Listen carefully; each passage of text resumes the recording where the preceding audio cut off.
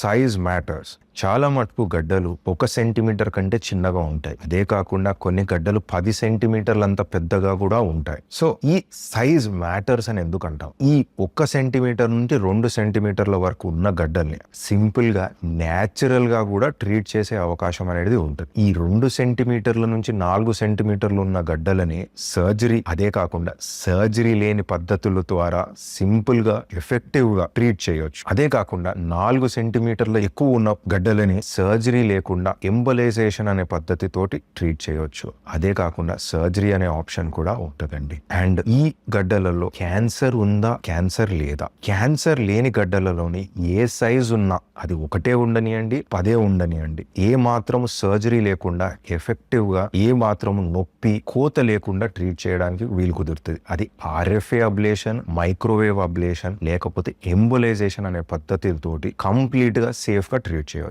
అదే కాకుండా 1 సెంటీమీటర్ కంటే తక్కువ ఉన్న, 2 సెంటీమీటర్ల కంటే తక్కువ ఉన్నప్పుడు మనము న్యాచురల్ గా దాన్ని ష్రింక్ చేయడానికి కూడా ట్రై చేయవచ్చు. అదే కాకుండా క్యాన్సర్ ఉండి అది 1 సెంటీమీటర్ కంటే తక్కువ ఉన్నప్పుడు దాన్ని సేఫ్ గా అబ్లేషన్ అనే పద్ధతి, అంటే రేడియో ఫ్రీక్వెన్సీ అబ్లేషన్, RFA తోటి సేఫ్ గా ట్రీట్ చేయవచ్చు. అదే కాకుండా ఎక్కువ ఉన్నప్పుడు మాత్రము సర్జరీయే ఒక ట్రీట్మెంట్ అండి. అంటే 1 సెంటీమీటర్ కంటే ఎక్కువ ఉన్న క్యాన్సర్ గడ్డకి మాత్రమే సర్జరీ అవసరం. మిగతా అన్ని దాంట్లకి న్యాచురల్ గా సర్జరీ లేని పద్ధతుల ద్వారా ట్రీట్మెంట్ అనేది చేసుకోవచ్చు సేఫ్ గా, నొప్పి లేకుండా కూడా. నా పేరు డాక్టర్ ప్రద్యుమ్నారెడ్డి, కన్సల్టెంట్ ఇంటర్వెన్షనల్ రేడియాలజిస్ట్.